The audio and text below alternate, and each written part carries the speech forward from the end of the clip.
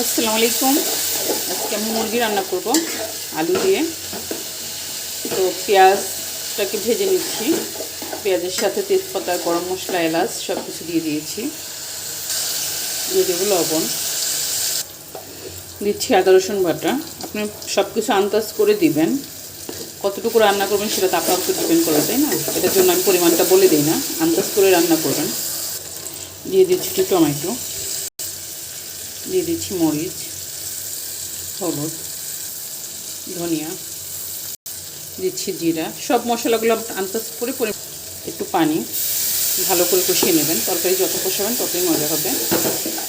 আর আমি এটা হচ্ছে আপনার চিকেন ভুনাই করব রান্না, কি ভুনা আলু দেবো সাথে, অনেক মজা হয় এভাবে রান্নাটা করলে। তো একদিন রান্না করে খেয়ে দেখবেন। মশলাটা কষানো হয়ে গেছে, তেল ছেড়ে দিয়েছে। এখন আমি আলু আর চিকেনটাকে দিয়ে দিচ্ছি একসাথেই। এটা দিয়ে একসাথে কষিয়ে নেবেন।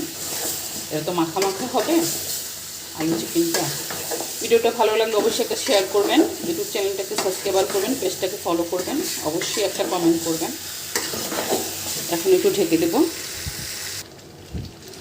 তরকারিটা কষানো হয়ে গেছে। এখন আপনি পরিমাণ মতো আন্দাজ করে পানি দিয়ে দিবেন। একটু পানি দিয়ে দিচ্ছি।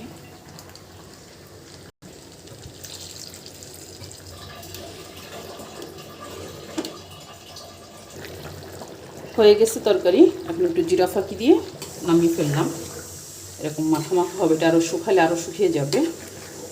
তো ভিডিওটা ভালো লাগলে অবশ্যই একটা শেয়ার করবেন, ইউটিউব চ্যানেলটাকে সাবস্ক্রাইব করবেন, পেজটাকে ফলো করবেন। আল্লাহ হাফেজ, শেষ করছি।